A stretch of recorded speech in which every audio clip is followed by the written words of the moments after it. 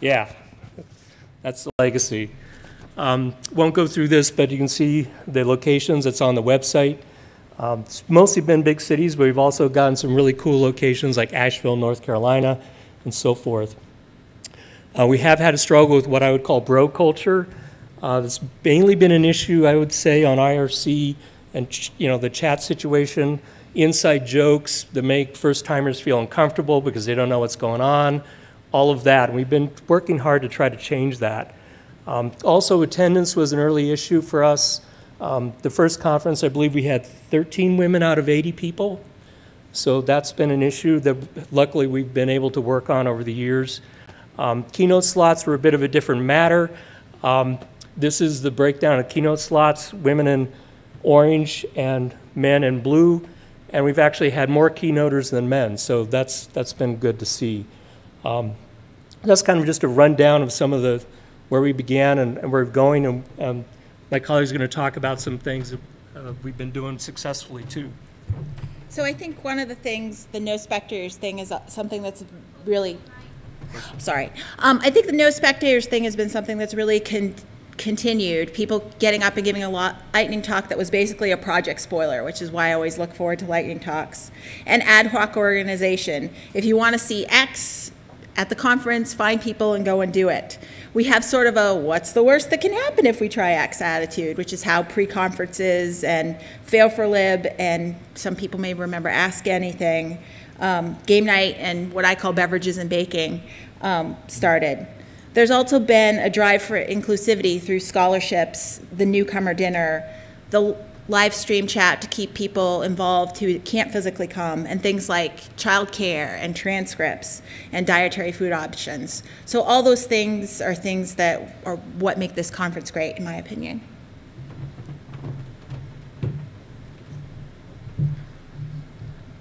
All right, just a couple more things to add. There's been a rise of regional conferences inspired by Code4Lib and kind of more unconference format. So if you haven't seen those, check those out. There are still some active ones. I believe there's 10 different ones in the US and 9 international. So that's been awesome to see rise up over the years.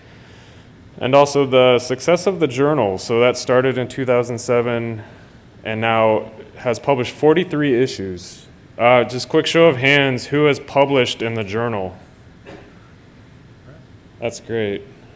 And again, it's all volunteer and for those of you who have either done it or done similar work, it's heavy work. It's a lot of things. So thank you to everybody that's participated in that. Okay. I think that's it. Thank you. Yeah, we've blown over our time. So. Thank you.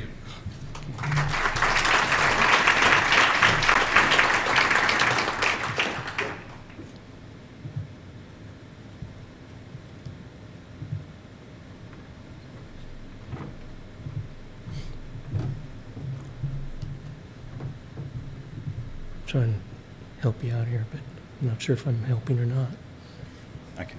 Okay. I'll take a peek. Yeah.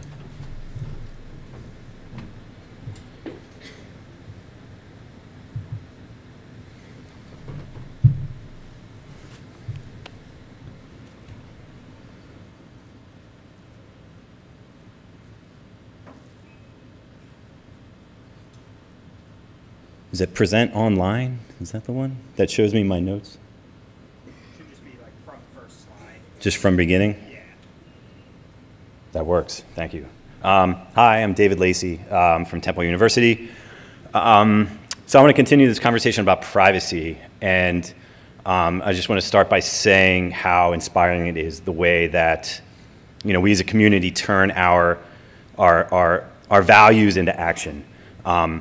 Especially in how we self-regulate our own internal practices. But I'd like to discuss a scenario where some of the aspects of privacy fall outside of our influence or control, and specifically how we may or may not be inadvertently giving data away. And when I refer to giving data away, I'm referring to the attribute data that passes through our single sign-on systems. The use of these systems is expanding fairly rapidly, and as a result, they make available numerous personal data attributes that originate from the institution. Pretty much anything in the institution's ID management platform is likely available.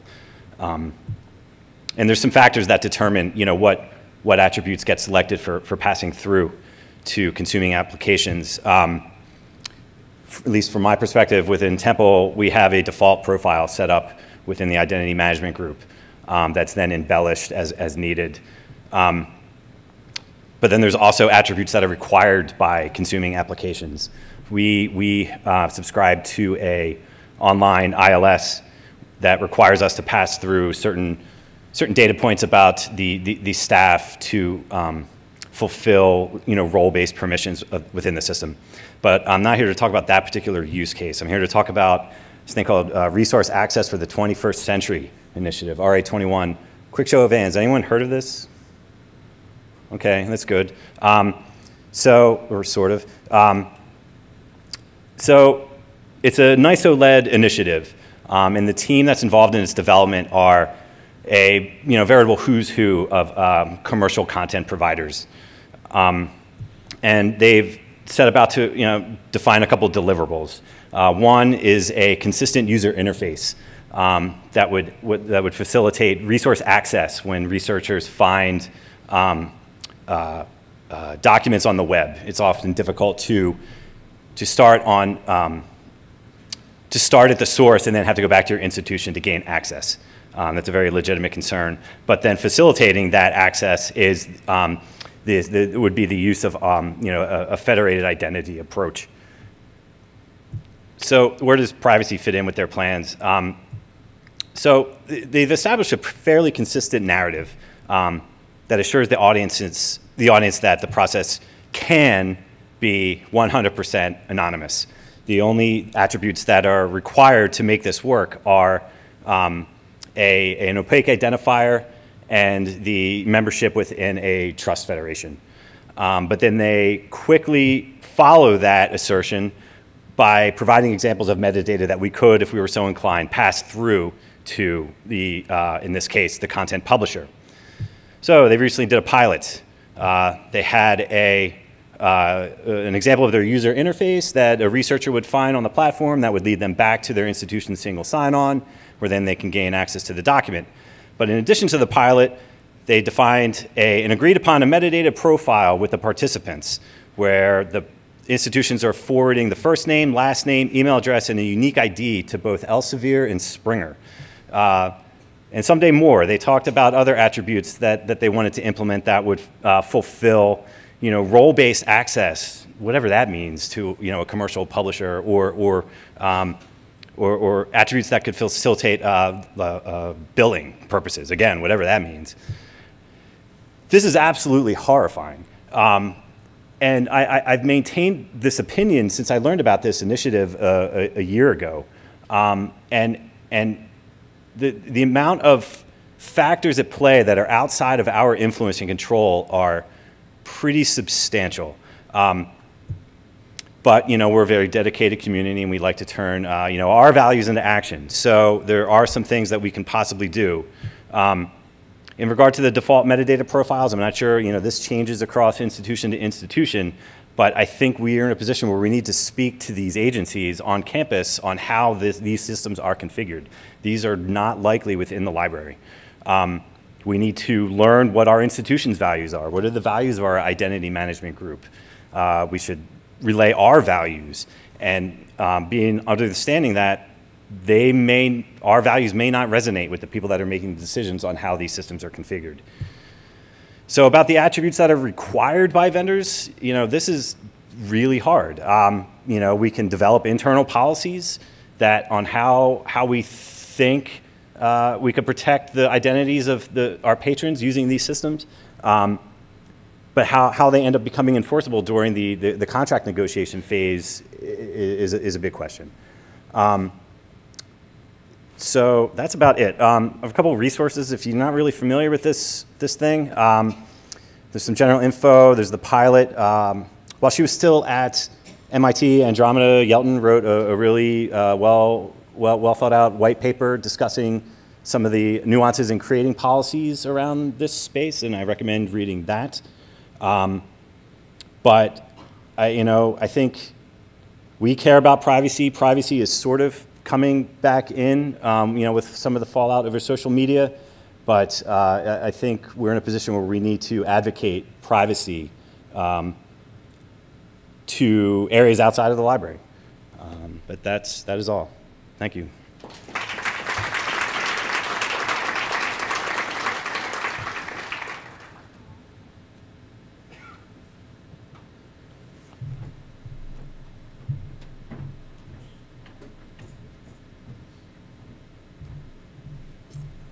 Okay. Hi, my name is Sarah Nguyen. I am here to talk to you about Preserve This Podcast, which this is the website. So like many of the other speakers in yesterday's lightning talk, we are a Mellon grant-funded project. We're on year 2 of our grant.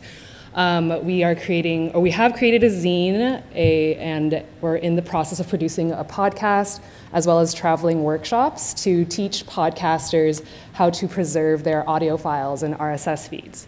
So podcasting is a huge medium right now. It's based off of a free platform, RSS, and a lot of podcasters aren't saving what they've created. So these RSS feeds are going into proprietary platforms like Simplecast or Audio Boom, and then if they close their podcast, then they lose all of their created content, because a lot of them aren't saving their audio files or their metadata. So this project is supposed to help them be able to preserve their own works. So it's kind of going on like what people were talking about this morning about saving their data, who owns your data, and so it's just helping them make sure that they save their data and hold it. So this site is based off of Jekyll, which we're pretty proud of doing that because we want to be able to have it where podcasters aren't relying on a third-party platform to host their website as well as their audio files, and so they can just be able to fork it off and create their own podcast hosting site. Where our first episode is our prologue, and it's up. It's saved on Internet Archive, and then we pull that audio file into our RSS feed, which is on Jekyll, so you can actually see it on there.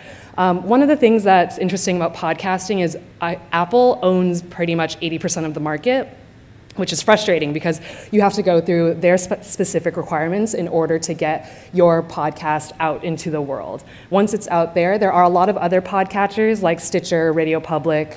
These are all just, companies' names, but they all pretty much go off of what Apple wants them to do. So in this case, we basically made it so it's a boilerplate so that anyone can pull that RSS feed from our GitHub and then be able to put in their metadata into it and then submit it to Apple and publish their own podcasts.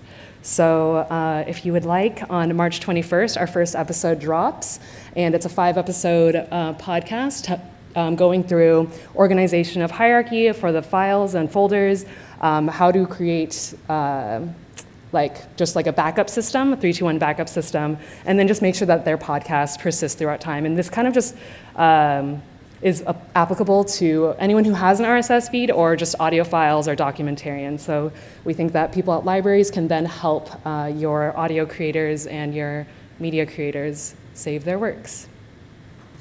That's it. Oh, and also subscribe, listen, and rate review once it's out. Thanks.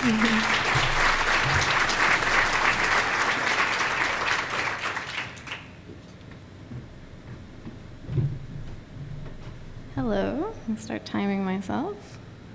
Hi, my name is Ashley. I'm taking a little shift towards maybe the normal lightning talk method of operation, and I am going to talk about a book that I like. And it's called Ursula Franklin's Real World of Technology, which is based on a lecture series that she performed for the Canadian Broadcasting Corporation in 1989. So it turns 30 years old this year. And she was a feminist philosopher, Canadian. And so I reread this book version of these lectures on the plane over here, and I'm continually just struck by how overwhelmingly relevant this is to the work that we do today and the time that we're living in. In addition, I had to read an article of hers recently, or I didn't have to, I optionally did. Woo. And it's sort of about appreciating silence, and in this modern world, we're rarely in silence with each other. And this was written in the 90s too, so things have only compounded quite readily since. And I think it's much like the public domain Frost poem that Eric read this morning. And I think it's nice to sort of slowly ruminate over some of these concepts. And I also recommend reading this in silence on a plane for sure.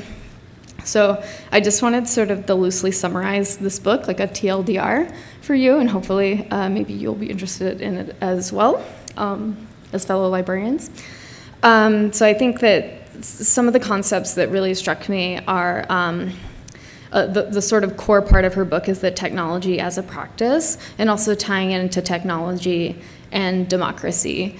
Even the title of the lecture series was based on a previous lecture series called The Real World of Democracy. She speaks really on the work of infrastructure and tying that into the concept of a tragedy of the commons, which I feel deeply because I work in open source and I live with open source software. And one of the quotes aligned with this is, if someone robs from a store, it's considered a crime and the criminal gets nabbed in theory. But if someone steals from the commons, it's seen as like an entrepreneurial activity and the state cheers and gives out tax breaks. This is 1989 too. I feel like this is just increasingly relevant to what we do. Something else is her concept of holistic and prescriptive technologies. So holistic being things that the doer does at the core, quick iteration and change, and can be thought of as sort of an artisanal craftsmanship of work and technology. And prescriptive is more like being part of a machine that's following rules that have been laid out for you. She speaks on how much of these technologies that are created now takes away holistic work and it becomes prescriptive work, and it puts powers in the hands of management rather than people actively doing the work. She speaks on reciprocity quite a lot, the concept of exchange and value between people, strengthening this former concept of holistic and prescriptive technologies. And that a lot of technology that we build now is frequently not reciprocal in nature. It is just an action happening upon people. She speaks on new technology being sold as liberation, but is actually the opposite. We heard about this really well articulated yesterday with the blockchain and snake oil talk yesterday. I appreciated that. And her example here is sewing machines, which is something that was sold as liberation, less time spent toiling over clothes, but becomes ends up being used in exploitation, like the garment industry today and its labor practices. She speaks on nature a lot, which is important, and I won't totally cover as I'm running out of time. And I just have maybe, I pulled a lot of quotes, but because of time, I will stick with this last one, which is, social change will not come to us like an avalanche down the mountain. Social change will come through the seeds growing in the well-prepared soil, and it is we, like the earthworms, who prepare the soil. And that we also seed thoughts and knowledge and concern. So I hope that this sort of zen-full lightning talk will help inspire you and really think about the software that we are creating. Thank you.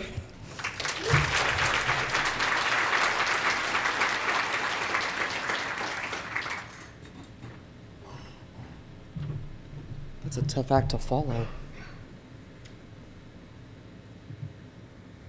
Let's see here.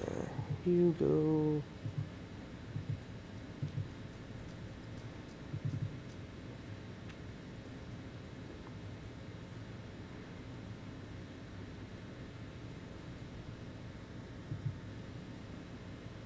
Nope. Yeah, that's what we want. Hi, I'm Rob Kaufman, and I'm here to talk about HighQ. HighQ is some of the modules and pieces of the Samara project that are commonly used, kind of all packaged up into a single application. Samara is an open source community, primarily around asset management and preservation. And there are many, many parts to what makes an app a Samara app. And so, but you ask yourself, Rob, which leaf is the HighQ leaf? It's this one. That's the HighQ leaf.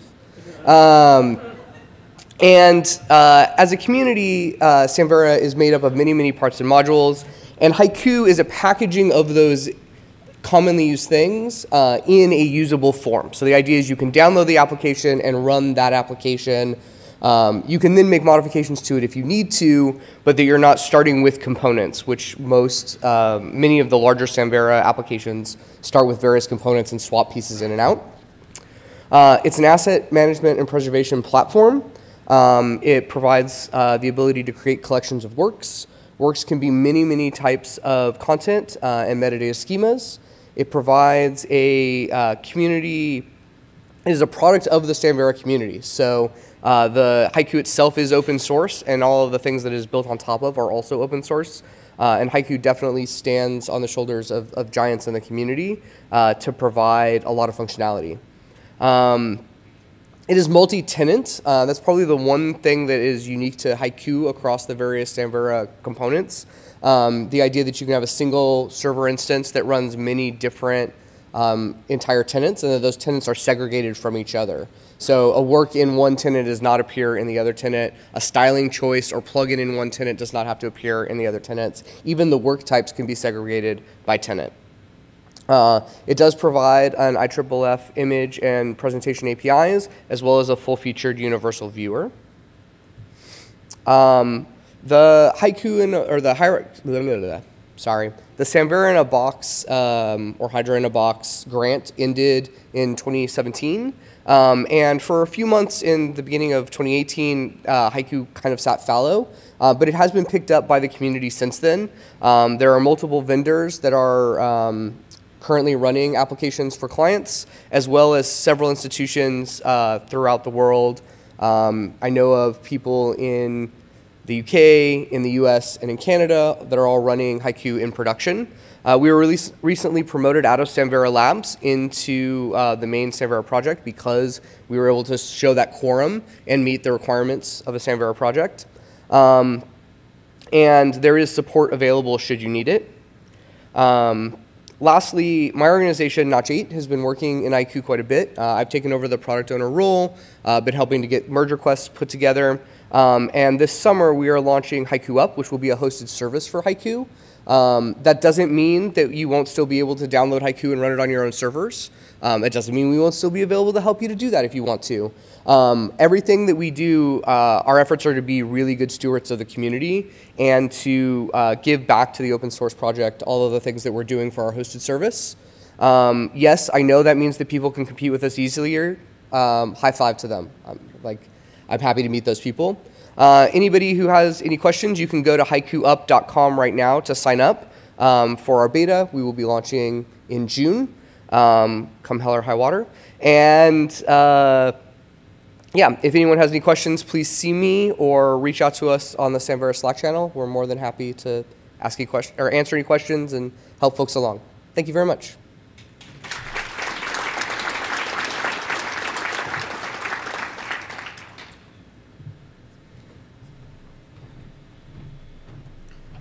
I can find what I have here.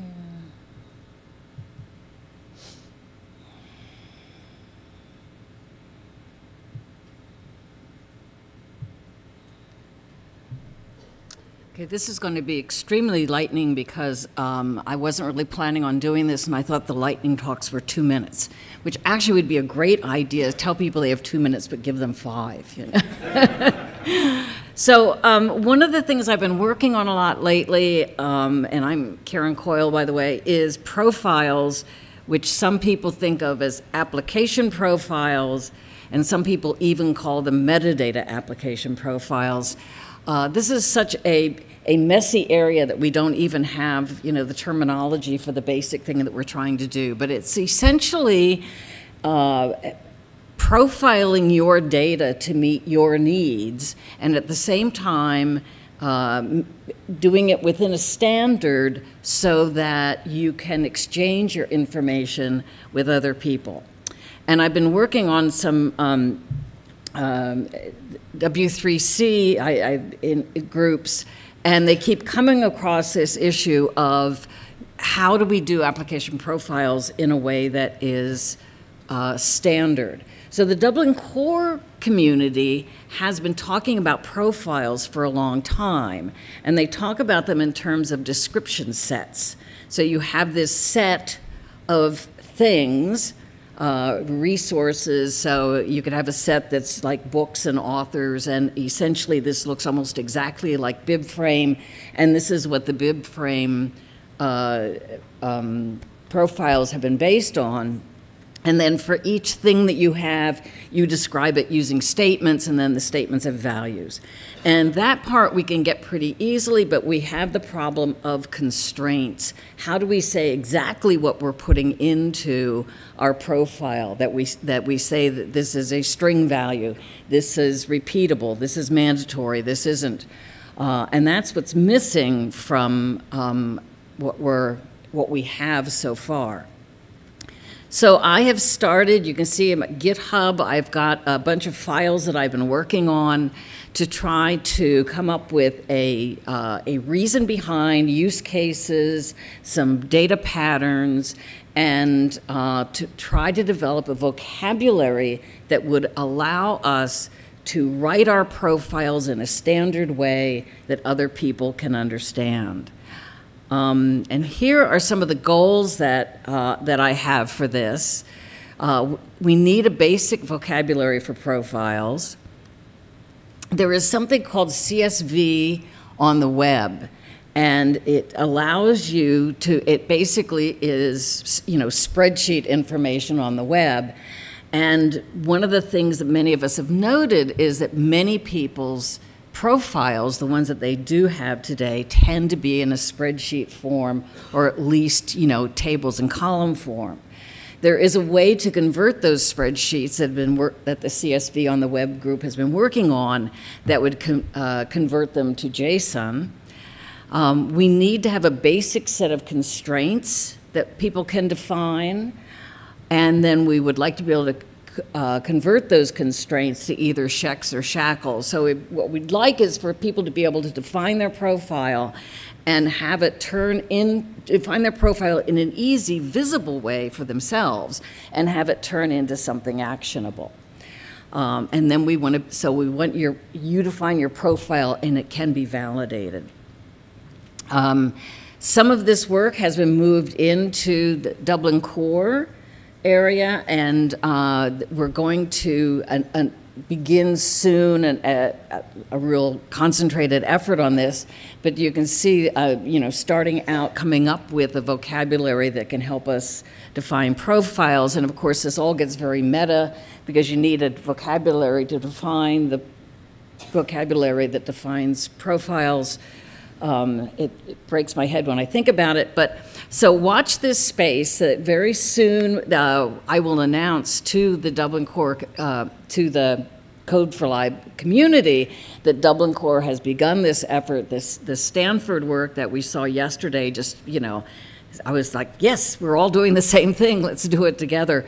And anybody else who's interested in creating application profiles, we'd love to have you, especially people who are good at RDF, because I have been running into a lot of really bad RDF lately. So we need help with making sure that this turns into something that works really well. And I believe that was it. So thank you very much.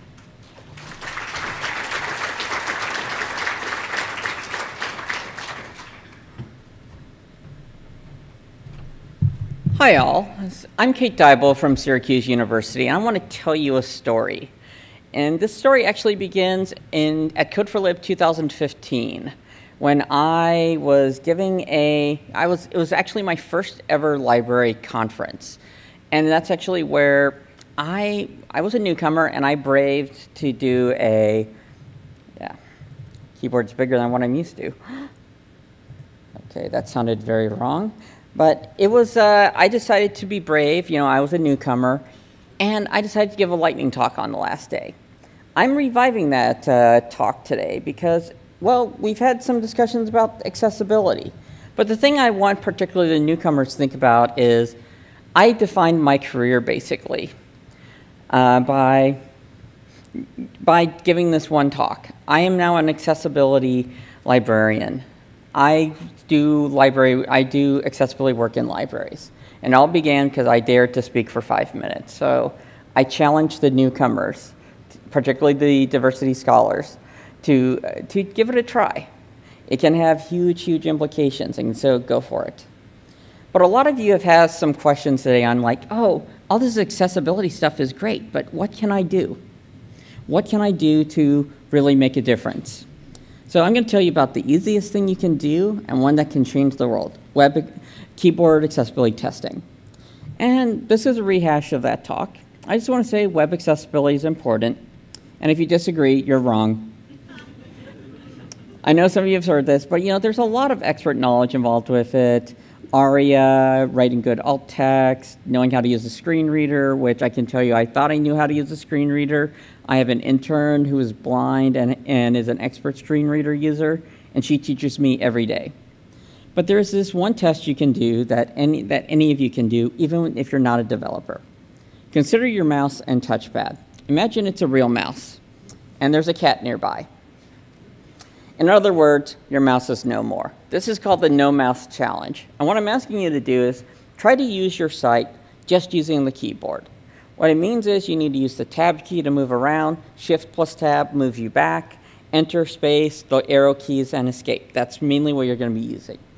See if you can do everything on the page. And while you're doing this, take a look. Ask yourself, is it the same experience? That's going to be slightly different, but can you navigate to everything? Can you manipulate everything? Can you open that menu? Do you know where you are? That's the biggest failure most of the time. You have no idea where you are. I highly recommend trying Amazon.com for this. Well, there are also lots of other bad sites and probably most library sites, but that's okay. Are there any hidden elements where you have no idea where you are? Can you see those hidden elements? Pattern of navigation, are you just bouncing around on the page?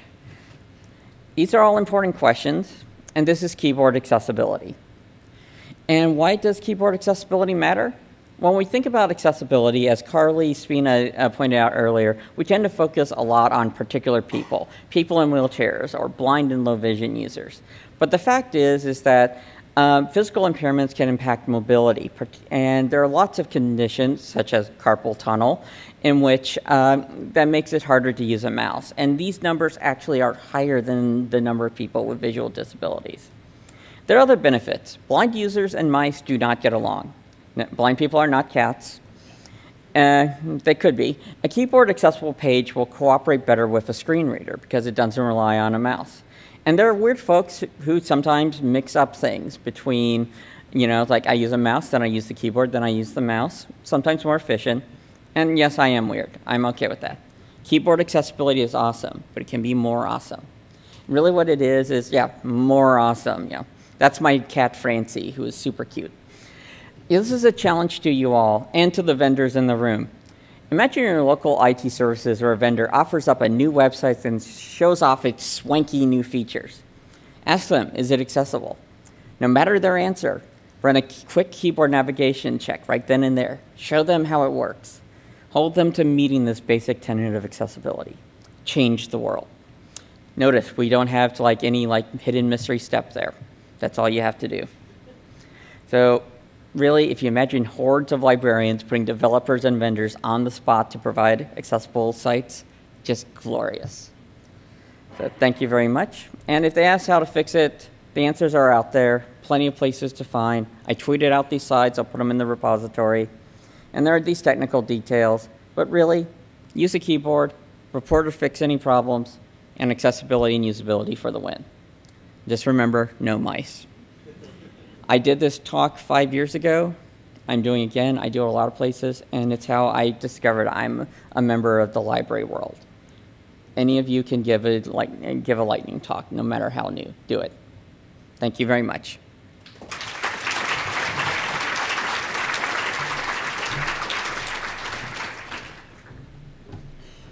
Okay, hello everyone. I'm Mike Giarlo. I work for Stanford University. It's right on my vest, so you won't forget who I work for. And I'm up here today to actually make you all do a little bit of work. In fact, you're going to be the ones giving the talk, funnily enough. So there was a practice at earlier Code4Libs during various times of the conference where we would indicate who in the audience had attended N Code4Libs, and it would give us a sense of how many of us were providing continuity from past conferences and how many of us were, bringing new energy and new ideas to Code4Lib, which is part of what makes it so awesome. So, with all of that said, I want to know, let's see, how many, there have been 14 conferences, I think, right? 14, okay. How many people have been to all 14 conferences? Raise hands. Is it 2? I see 2. I see Karen and Ryan. Is there a third one? I think we're down to 2 or 3. Okay, awesome. Good job.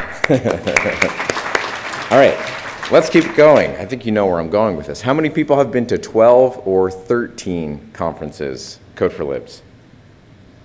Okay, small number. All right, good job. Thanks for coming back. All right, how many people, I'm going to pick it up here. How many people have been to 9, 10, or 11 Code4Libs over the years? All right, hands, more hands. Yeah, a lot of familiar faces. Good job. Okay, how many people have been to 6, 7, or 8 Code4Libs? Awesome, we're already clapping. This is great. All right, 5 Code4Libs. All right. 4 Code4Libs. All right, 3. Great, I feel like Dick Clark and the ball's about to drop. 2. Right on. And how many of you, yes, how many of you, is this your first Code4Lib conference? Awesome. Wow, look at that number. That looks great. I hope you all feel welcome. Thank you for coming to Code4Lib. Thanks all.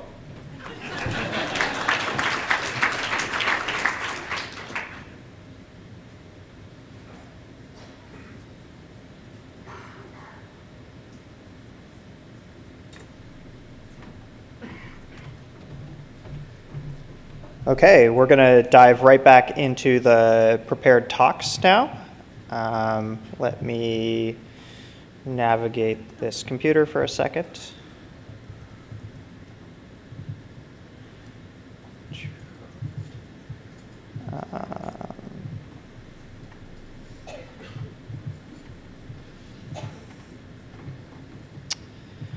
So the next talk is Dhenuka Samara and Harish Murthy, machine learning-based metadata generation for library archives.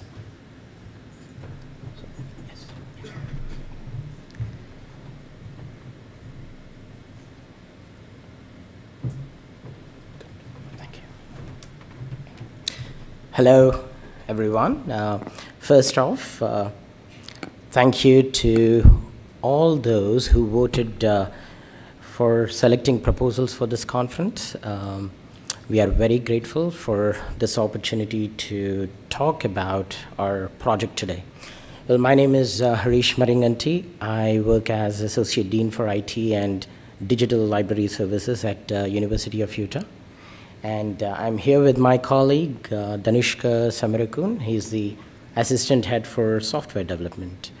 And we do have 2 more folks as part of our team in the audience today, Brian McBride and Bohan Zhu.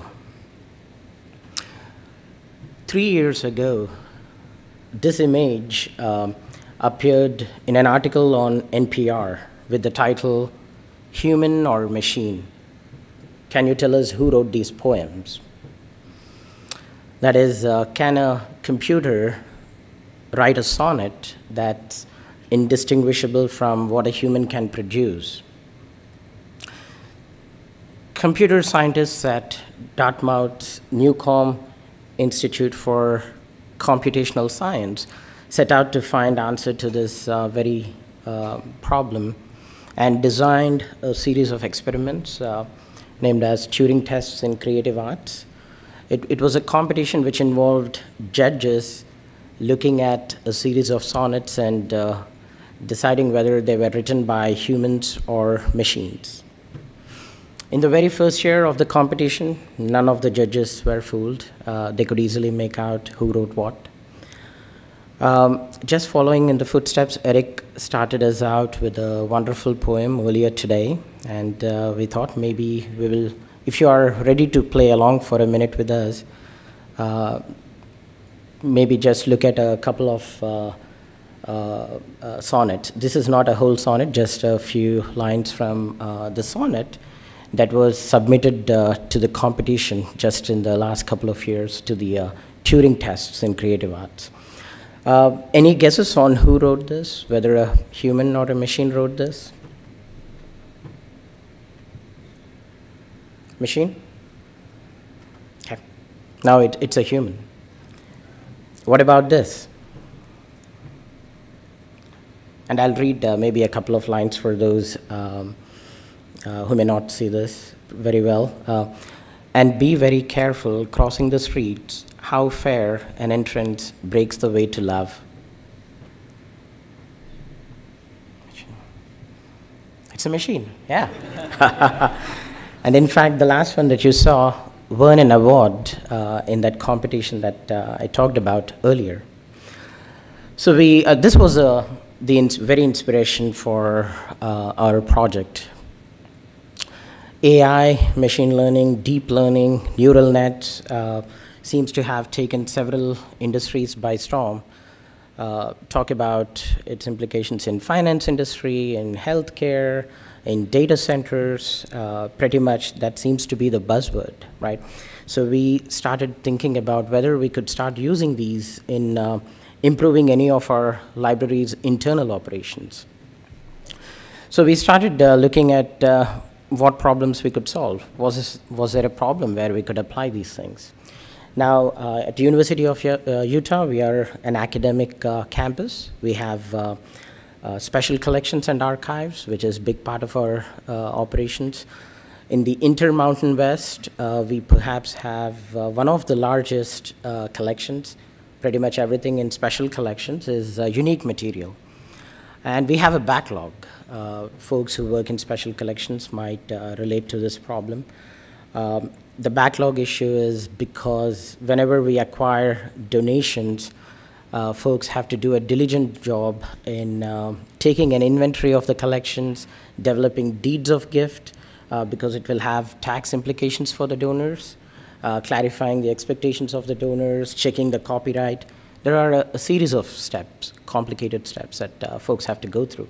But when everything is said and done, and when a decision is made to digitize the content finally, the final bottleneck might be metadata, adding descriptive quality metadata. Right now, it involves human experts who are well-trained in schemas, in taxonomies, looking at these objects and adding descriptive metadata. So we thought maybe we could start looking at whether image analysis or neural nets might expedite the process of adding metadata. So that was the core issue that we were trying to look at. And just for clarification, I know there are several definitions out there. The one that we like in particular, when we talk about machine learning, this is the one that Chris Berg, she is the director at MIT Libraries. She pulled this definition from a book on her blog. And I won't read the whole definition, but would like to point your attention to the key highlight, which is the last line, which says, the machine does what the data tell it to do, not what a program tells it to do. That is a fundamental difference. And if there's a bias in the data, it's bound to creep into your model. And I think that's one of the key things that anyone needs to keep in mind when we talk about machine learning. So in our particular project, the core idea is we will take ImageNet. ImageNet is a image database with 14 million images in it. It has well-described data that adheres to the WordNet dictionary. That is, it has all nouns. Each noun has thousands and thousands of examples of images attached to it. Inception model that you see, it's a base model developed on TensorFlow, one of the Google's frameworks to do this work. So anyone can take ImageNet right now, feed it to Inception model, and then you can unleash it on your collections, and it's bound to give you some labels and captions. And so we started using it and just experimented with what we would learn from it. the image that you see here, again, thanks to Kate's tweet earlier today asking to describe what's on an image. I'm going to just try and describe what's here. It's just a suspension bridge. In our collection, right now we don't have any descriptive data for this image. All we say is it's Campbell's Ferry. It's a historic homestead in Idaho by Salmon River, but it doesn't have any other descriptive data. We don't use any labels, any keywords, any subject headings. That's the only title we use and leave it at it.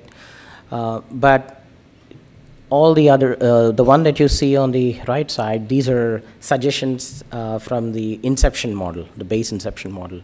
And it looks pretty good. I mean, you could perhaps use suspension bridge and add it to your content. This is a second example where the title currently in our collection to describe this image is Havana, Cuba, right? It's perhaps the place where this picture was taken. And for the captions, the machine recommended a couple of options. I don't know why it thought there was a sheep in this picture. But the second one is maybe perhaps closest to what someone might use. Even though it says wooden fence, ideally you would want to put metal fence. But the point is, even the base model seems to be useful to some extent. This is another example where you see two kids sitting on a flat surface behind an ocean, but for whatever reason, the machine thinks that they are on a surfboard. So you start to see the types of issues that one might encounter. Dhenuka would take us through the rest of our approach in terms of how we are planning to deal with some of these issues. Thank you, Harish. So as Harish demonstrated, yeah, with the basic TensorFlow model that's trained on the ImageNet collection, we get some decent results, but not always. Let's move on to the next picture. So as you can see, the current the current metadata describes this as a kabuki theater, but the inception model just picks up a room filled with lots of different types of luggage. And next one gets a little closer, a group of people. Again, I don't know what the fascination with the luggage. So the part of the issue is the current model, the base model with the ImageNet collection. It's mainly born digital images. That's a whole different type of images than what we are trying to work with. It's not historical images. Historical images, these are not born digital, these are digitized, deteriorated quality. So the data set is totally different. So that's why we are getting these results. So before we dive a little bit deep into our approach, I'm just going to take a moment to talk about our collection, because that's what we are going to use to improve our model. So Marriott Library's digital collection, this was started in 2001, and we have 321 collections. Out of that, some collections are purely for photography, and we have about 170K photographs in there. So the plan is all of these photographs that are in the system right now, they have human-generated metadata. Of course, when it's human-generated metadata, it's very good quality. They described it well. So our goal is to use that information and improve the model. So this is what we are trying to do. Basically, get the inception, the pre-trained neural network, load the ImageNet collection. Along with that, do transfer learning, and put the existing collection that we have with its associated metadata into the model. And once this training process completes, you will receive a model. Next, what we are trying to do is, we'll be using that model to generate labels and captions. And just for the reference, this is the slide that Harish referred earlier. So we have the basic inception that's trained on image.net, and we are generating labels and captions for library digital collections using that. And if I go back, this is the one that we actually trained using our internal data. And we try to generate labels and captions on that.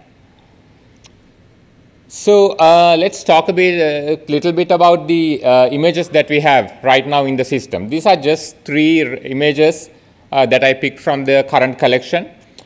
So the first one, the person is described as Mary Jane Meeks, second one Mary Jane Powell, and the last one Mary Jane Sampson. So this is how a human would describe the data. I mean, if you know the individual, you would describe them by their name. You wouldn't just say a person, a female, an adult. That's the clear distinction between the metadata that we have and the ImageNet collection, because ImageNet collection mainly pulls their nouns from the WordNet. It doesn't have pronouns, but whereas in our system, unless we don't know the person, know the place, we'll describe it by its name. If it's a person or even if it's a building, we'd actually tell, okay, this is the Marriott Library, not just a building with 4 stories or 5 stories, nothing like that. So I think it's important to keep an eye on the difference between the data on the base ImageNet collection and our libraries collection. So to get back onto the training process, so we did some testing. We loaded our digital images and trained a model. Then we gave it the image. This is again from our collection. We do have metadata for that, but it was not used in the training process. This was reserved for the testing purposes. We gave it this image and asked the machine, what do you think this is? Machine looked at the image. Okay, yeah, I see a head, 2 hands, 2 legs, a torso. Aha, I know this. This must be Mary Jane. So Mary Jane standing by a cow. As soon as the machine sees a person, it automatically goes to Mary Jane. So this is what we are dealing with. I mean, this is not an issue that we anticipated. We of course thought like, yeah, the existing ImageNet collection gives good results. When we put our data in, it'll be much better. But again, we ran into these issues. So what we are trying to do is we are trying to cross-check the existing metadata with maybe WordNet collection and clean out the proper nouns. And again, part of the issue is the limited set of data. Like if we have a wide variety of data, the same name wouldn't pop up. And if there's associated data, something like a man, a woman, again Mary Jane, then the machine would be able to filter out the noise and figure it out. And for this particular project, we are not focusing on object co-facial recognition because this is something that could be solved with that. But right now, we are not focusing on that. So what's our approach? One thing is we are trying to do data segmentation. So basically, the same process that I described earlier, but we are trying to develop 3 separate models using 3 separate data sets. So it's the same digital collection, but on data set 1, what we are trying to do is it's based on collections. So for this example, let's say we have 10 collections. Collection 1 through 8, we use that for training purposes, and collection 9 and 10, we reserve that for testing and quality assurance. Part of the issue with that is collections are heavily biased. Like one collection would be just paintings, maybe even from a particular artist. So when we are taking this approach, we might be isolating the system from some particular collections, like collection 9 and 10 could be just portrait photographs, and system wouldn't know because that wouldn't come into play. So that's why we look at the data set 2. Instead of dividing by collections, we take each collection and get 80% of the photos for the training purpose and 20% for testing or quality assurance. And the last data set 3, it is much similar to data set 2, but instead of going by collection, we do a keyword-based search. And then whatever the search results we get, we group them into set, and we treat each set as a collection. So again, in each set, we take 80% for the training, and we use 20% for the testing purposes. So these are some of the graphics to explain what we are doing. I wouldn't spend much time on it, but basically if we have 5 data sets, the last green one, the last column, that's for testing, and remaining ones are for training. In this one, again, with each collection, you divide it by 80/20. And this one, similar to the previous slide, where instead of collections, you group the search results into sets and again do the division for training and testing. So this is what we are trying to do. We get the ImageNet collection. Again, we use the library's digital collection and do transfer learning for the training process. In this one, we'll run the training process multiple times for each data set, and you'll end up with models A, B, and C, so multiple models. Then you can use that to generate labels. And by using the IM2 text, you can generate captions. So we do have 2 options. Next, what we do is we take the outputs, the results, and compare them with each other to see which one works better, and carry on with that particular data segmentation method. This is just a screenshot of a mock application that we developed. So when the machine generated the metadata would be loaded onto this system. This is just a mock-up, but later the plan is we would implement the same functionality in our digital project management workflow. So a human metadata expert, they could come in, they could look at the image, they could look at the machine-generated labels and captions, and see if that's accurate. If not, they could delete, they could add new labels, or they could modify the captions, and it will go through a manual evaluation process. And Harish would be starting with the next slide. We're almost at the end of the presentation, but we just wanted to leave you with this thought. If you remember, the very first slide that we used, the question was, can we use machine learning to extract meaningful metadata, right, like labels and captions? But the next frontier might be assuming that we conquer this problem to see whether machines can start generating these digital exhibits, right, which involves coming up with some narrative around different images pulled from different collections. So we just wanted to leave you with this quote from Dan Rockmore. He's the professor of mathematics and computer science at the Newcomb Institute for Computational Science. He's behind the Turing tests for creative arts. And according to him, it's probably we are quite far from the day where, again, machines may start creating these stories or digital narratives. I think that's the end of our presentation. This is, again, another example from our collection where the computer gets confused, and instead of looking at a paper, it just says it's a laptop computer.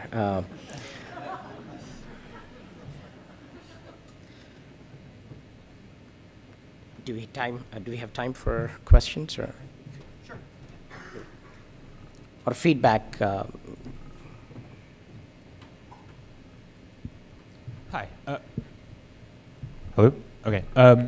So you did your kind of local training on your local collections, and I wonder if you considered like using a larger, like aggregated set of collections that have descriptive metadata and that are similar in type, like DPLA's aggregations of images. Have you considered using that to maybe like eliminate the local, to add more variation to the local training you're doing? Yeah, a good question. So this project was funded by Lyrasis. So we did part of this presentation last fall, and someone from DPLA was at the in the audience, and they offered us to use their data.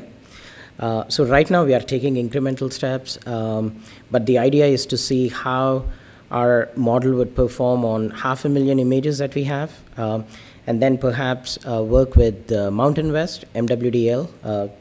Teresa gave a presentation earlier today. They have around 1 million records right now, and then perhaps look at leveraging the DPLA data where we can. So we are still in the process of figuring out how to take these steps so that we can maybe get the best out of each phase right now.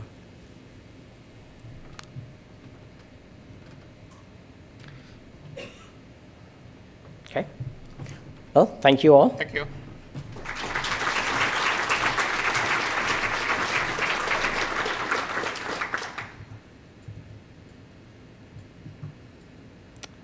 Up next, we have Jeff Mixter with Using MediaWiki plus Wikibase as a Platform for Library Linked Data, a Pilot Study.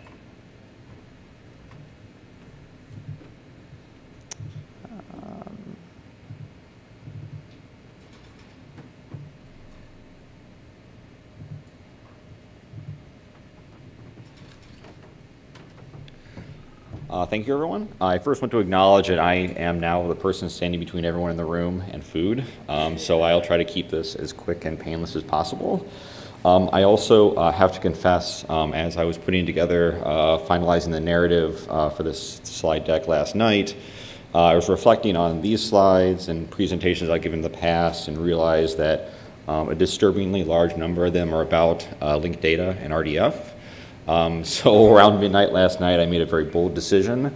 So in order to save you all from having to hear me drone on about RDF turtle and other RDF reptiles, and also as a personal challenge to myself, I decided to take away all references to RDF and linked data, and also try to avoid discussing it at all possible. I admit that some of the slides come dangerously close to crossing that threshold, but I will leave the decisions to whether I did that successfully up to the community on Slack and other things.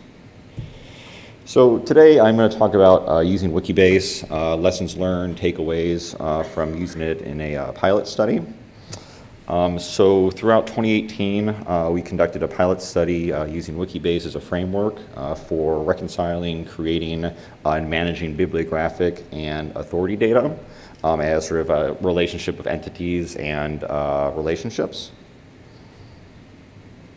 We started out with just 2 pilot participants, and then in May of last year, we added 15 more. So if you work for one of these organizations or if you were personally involved in this pilot, I'd like to thank you very much for the time and effort you contributed to with us in pursuing this. So just really quick, sort of the pilot by the numbers. Throughout this sort of 1-year process, we created and managed about 1.2 million entities. Across the time frame, we had about 12,500 edits made to these entities. And just in terms of how we were communicating back and forth with the pilot participants, there were, you can see the numbers here, 144 listserv posts, community posts are kind of like messaging back and forth, and most important, as I'll get to later, we actually had 28 sort of group inclusive meetings to talk about how things were going. So before I dive into sort of lessons learned, I thought it'd be helpful to just have a quick overview of Wikibase. So one question you might have is why? Why Wikidata or why Wikibase? Here are just a few examples of projects that have chosen to go down these various paths. The first one was actually one that chose to use Wikidata itself. And this was the Indigenous Peoples of North America project. And their goal was to better represent information about Indigenous peoples in Wikidata. I think this was actually referenced yesterday in one of the talks, so I'd encourage people to take a look at this project. It's very, very interesting. The second example here is one in which Wikidata itself was not used, but rather sort of a local installation of Wikibase was used, and that is a project called FactGrid. It's a database for historians, I believe based out of Germany. And it was, they chose to use their own local version because there were concerns about the openness around Wikidata, which I'll discuss later. And also there was a need to very tightly confine or constrain this sort of the properties that were used within the system. So for our project, we decided to run our own Wikibase for a variety of reasons. The top ones were part of the project was to evaluate the software framework. And in order to do that, we kind of needed to have it installed and run locally. We wanted to be able to control the changing and the creation of and changing of properties within the system to sort of better accommodate the needs of the pilot participants. And we also wanted to honor the request from the participants to, at least during this initial pilot phase, not share their data with the wider world. So it also might be helpful for those not familiar with these technologies or systems to sort of do a quick sort of disambiguation of the wiki world, of which it is very large and sort of can be overwhelming. So I'm going to first talk about these services. I'm sure everyone has heard of Wikipedia. It's a multilingual web-based free content encyclopedia. A sort of sister project of this is called Wikidata, and it was sort of derived from the need to share structured data across various language Wikipedias. So it is it's sort of a collaborative structured data environment for providing structured data to various wiki asterisk services as well as to people in the wider world. And with these services, there's sort of the underlying framework, the technology that drives these things. And I'm sure folks are either familiar with or have certainly used MediaWiki, which is sort of the free open source underlying wiki software that drives Wikipedia. But also, if you've ever been to a site, if you enjoy gaming or have, if you go to Wikipedia, if you're a Star Wars fanatic, those systems are all built on top of this MediaWiki platform. And then the second major component here is Wikibase, which is nothing more than an extension for MediaWiki, which basically just enables the creation and storage of structured data, sort of things in relationships to other things. So in doing our initial evaluation of what we wanted to do, we immediately identified these key features of MediaWiki, which were very appealing. You can see them here, but I'll just highlight the multilingual UI. So multilingualism is sort of baked into the core of MediaWiki. It's not a bolted-on add-on after the fact, and that was really important for us. And there's also just a lot of things that were supported, like authentication, users and rights, and maintenance reports, and change history, things that we didn't have the time or interest in building ourselves for the purposes of this pilot. But again, we're just offered right out of the box with just using MediaWiki. And then when you add to MediaWiki this sort of Wikibase extension, you get the added benefits of structured data querying capability, and then in addition to the wiki text editor, the ability to edit and create structured data.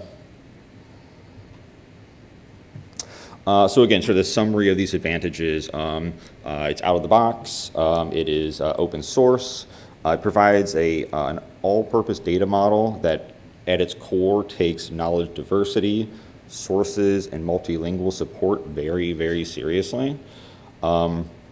It's collaborative in nature. People can read, anyone can read and edit it. It's consumable by both humans and machines. It allows for user-defined properties, so the users can define the relationships that are important to them. And for the purposes of keeping a log of things that have happened, how is the project, how has the thinking around the model evolved over time? There's version history, which is very, very helpful. So I'll quickly go over sort of the functional use cases we had for this pilot. These are I'm sure these are common to everyone, so I'm not going to dwell too long on them. But the first use case was manual data entry. People needed to get into the system and actually do things. And Wikibase provides a default technology that is very simple and easy to use. It allows for things like auto-suggest, which is really nice. In the image here, I don't know if it's totally visible, but you can see someone entering a date, and the system is auto-suggesting, is this the date you're looking for? It makes assumptions that are interesting, like whether this is a Gregorian or a Julian calendar date, which is sort of inherently sort of Western-centric, but it's better than nothing. And it also allows for things like precision. So if you only know a year, it can understand that and not throw errors when it becomes a sort of a date-formatted string. So here's just an example of a description of Jane Austen that was created in our system. This is also a nice feature, if you want to call it a feature, sort of metadata. So in this system, you can actually assign sort of provenance to the statements that are being made. So here we have an example where there's 2 death dates assigned to Jane Austen. One which is correct and has the corresponding reference for the for the claim, and another one that is not correct. That can be described as this was a misprint. It was actually, this is a situation where there's an encyclopedia article in an encyclopedia that just had, it was just a misprint in the data.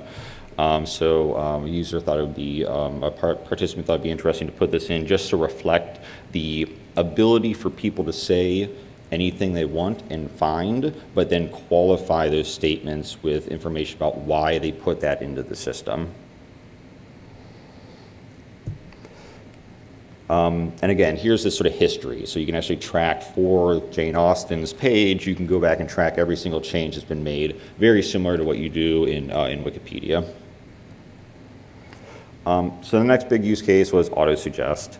And again, this is inherently built in the system. So whether you are entering a property name and in the editor, it will autosuggest. If you're using the structured data query tool, it will autosuggest things. And probably most popular, if you're just searching for something, it will start auto-suggesting based on what's in the system. And there's some flaws to this that I'll discuss later, but it did work pretty well out of the box. Some of our users and some of the pilot participants and also some of us staff folk were interested in sort of complex queries. So text searching is really great, but what happens if you want to sort of interrogate the data in a more complex, sort of graph-oriented fashion? It supports that out of the box. It has a very nice UI. We didn't have to build any of this stuff. It just kind of worked.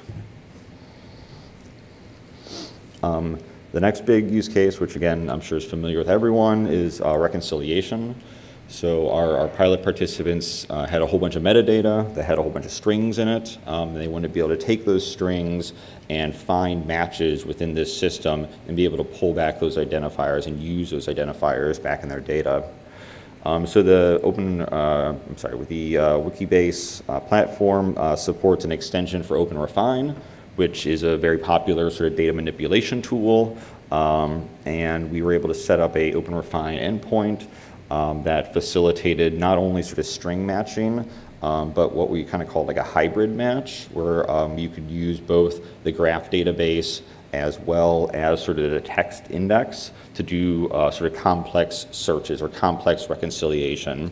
So the use case reflected in this image example is I have a string Atlanta, but I want to not just find every Atlanta, I want to find Atlanta in which it is classified as being a place, let's say. So you wouldn't be getting a whole bunch of personal names or anything like that.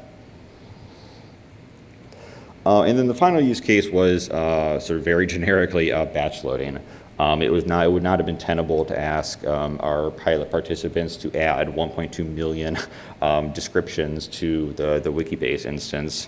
So Wikibase is supported by a Python library called PyWikibot. And that allowed us to sort of pre-generate a whole bunch of data and then just sort of seed the environment with it for an initial pass of testing. So those were sort of the functional use cases and how they mapped to technologies that were supported by MediaWiki and Wikibase sort of out of the box. But as I mentioned, there were some takeaways that and lessons learned that sort of ran into the limitations of this sort of generic open source tool. And I certainly I understand these are probably hard to read. I'm not going to belabor any of these points by reading these to you. But this first sort of set of lessons learned, I'm going to broadly categorize as that these issues arose from sort of library idiosyncrasies.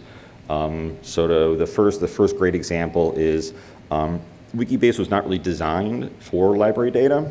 So things that are very common to catalogers, like inverted name order, or adding date qualifiers to a personal name to help disambiguate them within the authority file don't work really well. Wikibase expects sort of labels that can be looked up and descriptions that can be looked up.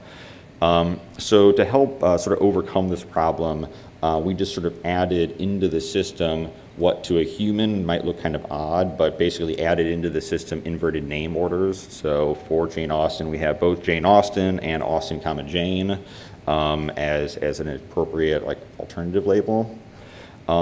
And also with the date qualifiers, this sort of hybrid reconciliation service where you could say, here's the string, and let's say here's a birth date or a death date for that person, now do your search, sort of helped overcome these issues. And then another sort of, I guess, library issue that we ran into was it was kind of confusing on how to use the system because it's so open source, so open world, everyone can say what they want. There was just general confusion on like, how do I describe a person or how do I describe a creative work? So to overcome this, we started holding these bi-weekly office hours where we'd sit down with folks and talk through modeling problems and actually walk through examples with them. So the second sort of broad category is issues or questions we had just about Wikibase in general. And one of the concerns that Wikibase is kind of too large, or Wikidata is kind of too large and too open. There was a concern that anyone could say anything about anything in my system, or that Wikidata does not support URL branding, if that's important to you. If you need your data as URL, URI to be branded for some reason, just using Wikidata does not support that.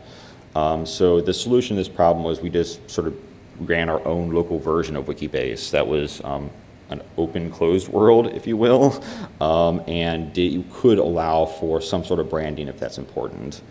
And then the second one was just the scalability. So Wikidata has about 60 million things described in it. And we were curious, what happens if you try to stuff 1 billion things in there? Would the technology scale well? We obviously did not hit that mark in this pilot, but we did start a dialogue with MediaWiki and the Wikidata folks just to see if they have concerns, sort of future-proofing the technology. So that's a dialogue that we've opened with them.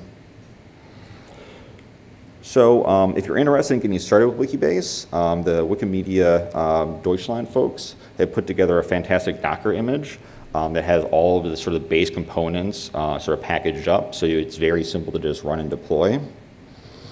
And if you want to learn more sort of in a narrative form, some people might be familiar with Matt Miller. He wrote a fantastic blog post last year about using and deploying that Dockerized version of Wikibase and using it as a platform for research infrastructure. There's also a great blog posted out about just using the Docker image that you can access. And then finally, one of my colleagues, Bruce Washburn, gave a OCLC Developer Network webinar about this same topic where he walked through setting up Wikibase and loading some library data into it. So all these links are available here. So thank you very much.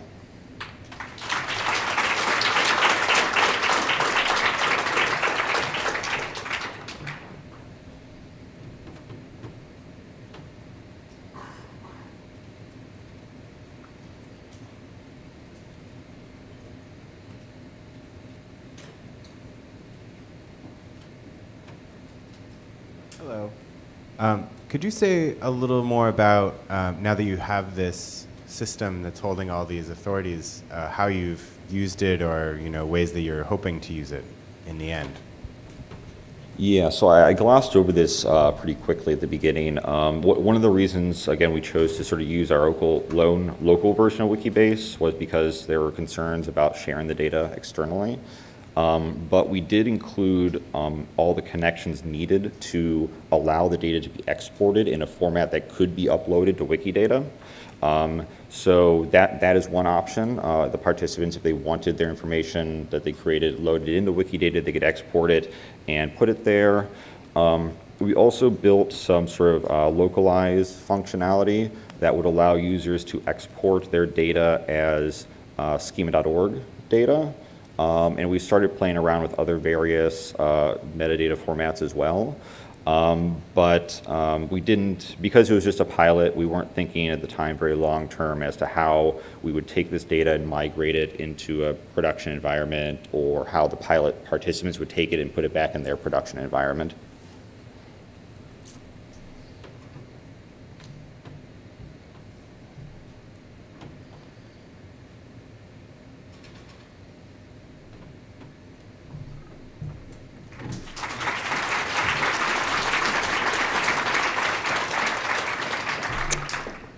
Okay, so now we have lunch. It will be upstairs as it was last year, yesterday. It honestly feels like a year ago. And afterwards, we'll be back with more prepared talks and breakout sessions. We've also put up the Lightning Talk sign-up sheet for tomorrow out in the lobby by the registration desk, as it's been previously. So if you have an idea for tomorrow's Lightning Talks, you can sign up for them now. Thank you. There will be posters, too. I think we're going to announce those later as well, but those will be set up outside in the foyer.